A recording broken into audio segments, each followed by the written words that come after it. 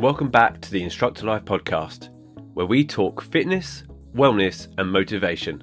I'm your host, Austin Wilks, and today we're exploring how we can stay strong, mobile and confident through every stage of life, especially during the big changes that come with aging and the menopause. In this episode, I'm joined by Pilates instructor Katy Ahrens, who recently launched 2 powerful programs focusing on active aging Pilates and Pilates for menopause. In this conversation, we dive into how movement can support not just our bodies, but also our confidence, energy levels, and mental well-being as we age.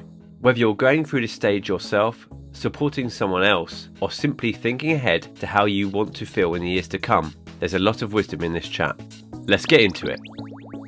The InstructorLive Podcast with me, Austin Wilks, your home for fitness, wellness, and motivation.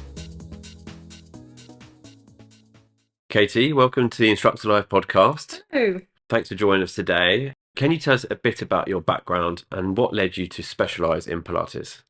I started as a dancer. I trained in musical theatre, and it was my ballet teacher that first introduced me to Pilates. I was only around 13 or 14, and we used to do an extra class, and I loved it. My body quite liked it as well. I could show off in it. I think that's always a bonus. And then from then on, really just enjoyed it. I'd go to classes. I've always been quite active. I was working as a singer, dancer, actress, working in a bar.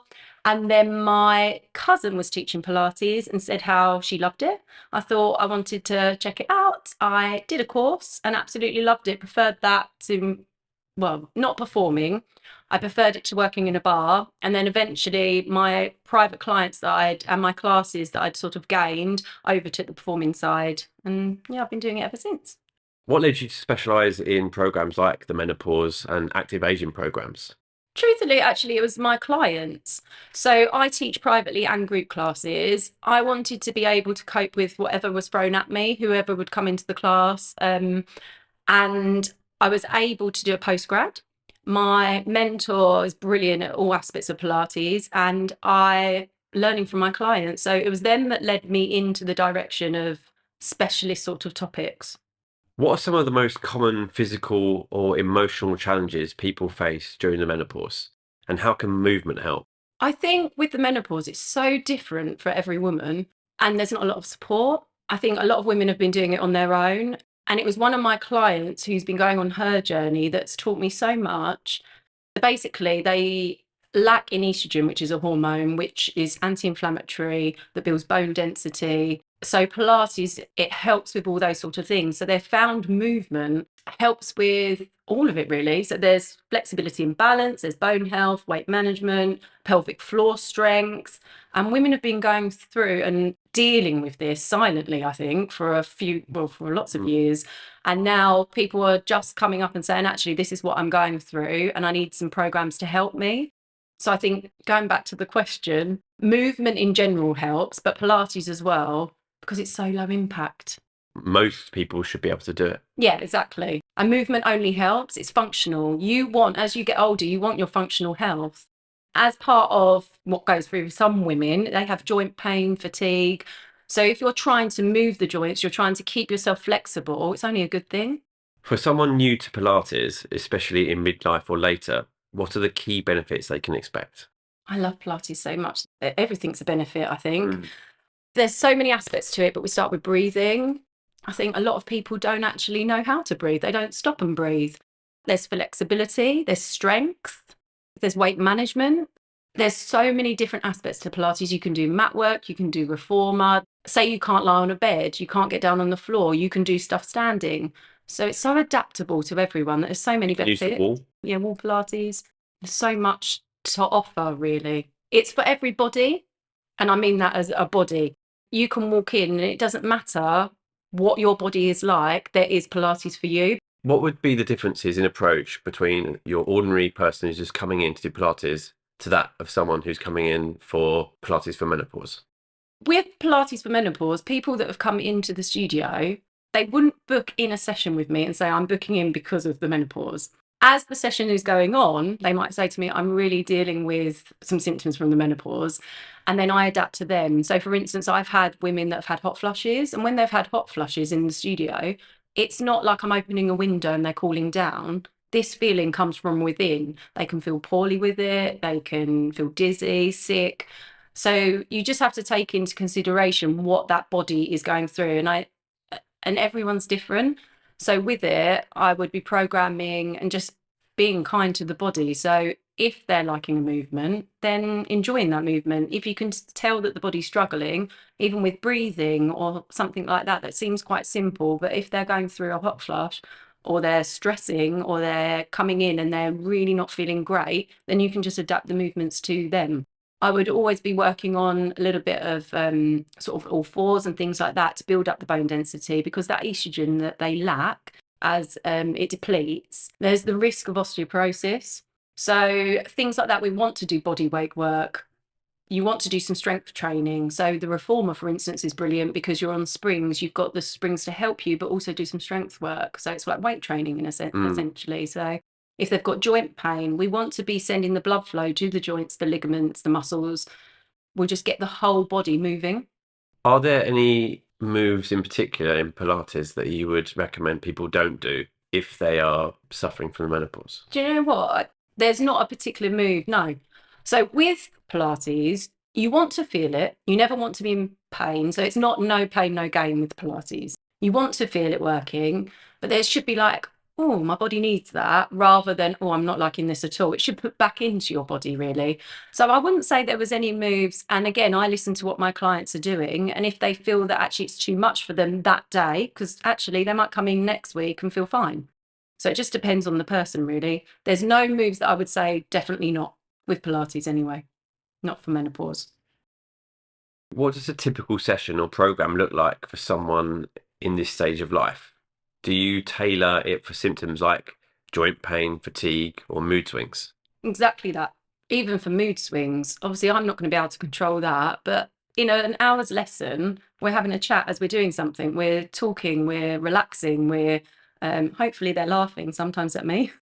Breathing, so that's going to help. They're slowing down. So if you've come in distressed, you may be stressed, you come in, you're breathing, and it's almost like a forced meditation. You don't realize you're doing it, but I'm telling you when to breathe. So in the exercises, I normally say inhale and do this, exhale, do this. So they're suddenly slowing down, listening to their body. So something for moods and fatigue, even with that, it forces you to actually relax, I think. When you come out of Pilates class, you feel, I was going to say zen, but you feel a different way to how you came in. And whether that is the breathing, whether it is the exercises, whether it is switching off for an hour, you have that. So what I was saying with the estrogen levels, doing stuff on all fours, you're building up the bone density, flexibility in the joint. I'm moving all the joints, we're articulating the spine, pelvic floor. So not many people talk about the pelvic floor, but actually that is one of the symptoms that they lose strength in their pelvic floor. Well, Pilates is one of the best things for your pelvic floor. So we work from the inside out. So we work those small muscles. Yeah, I've never thought about this forced meditation. I actually think that's quite... Yeah. So for me personally, I love yoga. I'll go to yoga.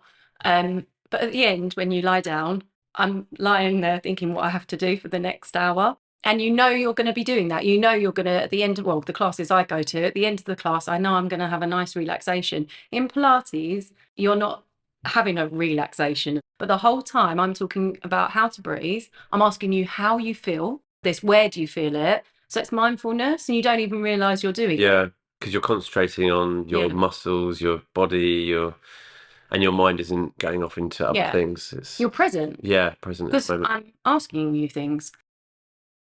What advice would you give to someone who was working out at home on an on-demand video and say they weren't feeling 100%, or how would you tell them to approach a session? You always feel better afterwards. And if there's something that maybe isn't right for them that day, they just skip that exercise? Or... Exactly. So for instance, in some of the exercises, there's the 100, which is a hard exercise. You're doing something for 100. It's a stamina exercise. Maybe you don't feel that, but the cat stretch or any of the ones that are stretchy, you might love that day. So I'd always recommend moving. And do your best. So maybe you don't reach the target that day, but that's fine. Everyone's the same. We all have waves where we're not feeling great anyway, but I think no one's ever done exercise and come out and feel, well, most people don't feel worse afterwards. How often do you recommend practicing Pilates? Is it something that you can do every day? Oh, I think you should do it every day. I'm not saying a Pilates, a class every day. You don't need to do that. But when you have done Pilates for a while, you might feel like, oh, my back hurts. I'm going to do a cat stretch. Actually, my 6-year-old said that to my mum the other day in the car. Mum said she had a bad back. And my 6-year-old said, Mum, Nanny, do a cat stretch. Things like that I was so proud because actually I'm trying to give tools to people that they can just stop themselves from being a pain at home. They don't need to do a full-on class. You learn the exercises that your body needs. Maybe your body needs some extension. Maybe it needs some flexion, which is a cat stretch. Listen to your body. It might even be, for some people, for instance, with the pelvic floor, some Kegel exercises. You can do that at your desk. You don't need to be doing that with a mat. You don't have to be laying a mat down and doing it. Pilates should just be part of your life. I guess that takes it back to the mindful movement idea and getting people to understand and feel their own bodies so they know they can recognize when there's something wrong or recognize, okay, this is tight today or this is tight today. And now I have the tools to relieve it or exactly that. And that is exactly what these videos are for, giving people the tools to be able to sort of self-soothe, I guess, in a way. You've got a symptom. Actually, maybe I need to sit there and do a breathing exercise, or maybe I need to move. And it can help with things like posture as well. And no one needs to see you're really doing most of them. I was on the train on Friday. I've been really busy. I'm not used to not moving, to be fair. I've been sat down. I've been at a show. And I was doing a seated cat stretch on the train because my back was aching because I've been sitting down for so long. That's just because my body's not used to it. So no one was looking at me and I was just listening to my body and responding. In the menopause, your hormones they're different. You don't recognize yourself. So that's actually quite scary, I can imagine. And if you're listening to it, maybe it gives you a little bit more of control of what you're able to control. And that might be pain, that might be joint inflammation. You can sort of recognize what's going on in your body. are there any myths or misconceptions about exercising during menopause or later in life that you'd like to bust? I don't know any for menopause. Later in life, well, there is the no pain, no gain, firstly, that I think was maybe the legs, bums and tums era of the 80s. I just think that actually in Pilates, you're listening to your body and you want to feel it, but no pain. That myth. I also, so active aging, I think ultimately you want to stay functional. You need to be able to sit on that toilet. You need to be able to stand up. You're doing a squat for that. You are doing maybe a roll down to be able to pick something up. It's all about staying functional. You don't have to accept that you're getting older sometimes and you're only as old as you feel.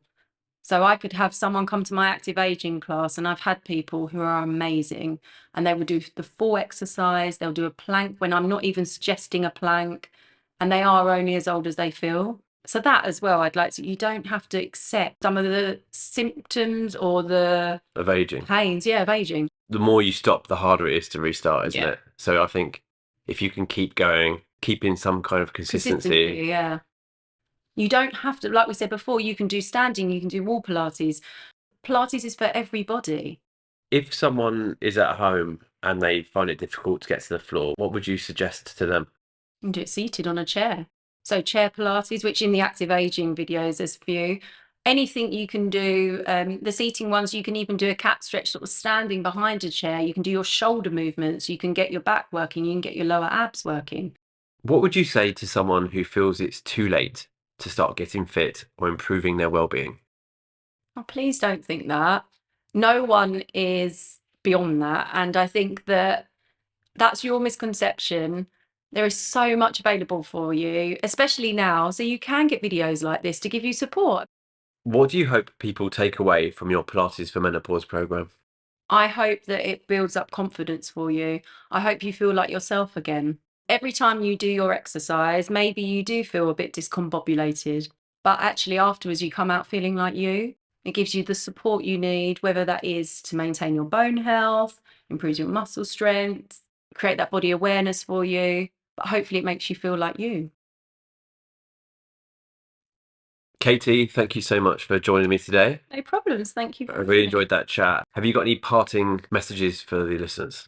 Just don't be intimidated to join a Pilates class or do it online. I just think it's only going to help. You want that functional movement. Movement is vital for your body, and hopefully it makes you feel like you again. That's it for this episode. If you want to explore Katy's new Active Aging Pilates or Menopause programs, then you can find them on InstructorLive, and you can also try the first classes for free on YouTube. The links to those will be in the description for this episode. And of course, as always, if you're enjoying the podcast, please follow and subscribe so you don't miss what's coming next. Until next time, stay active, stay kind to yourself, and I'll see you soon. The InstructorLive Podcast with me, Austin Wilks. Your home for fitness, wellness, and motivation.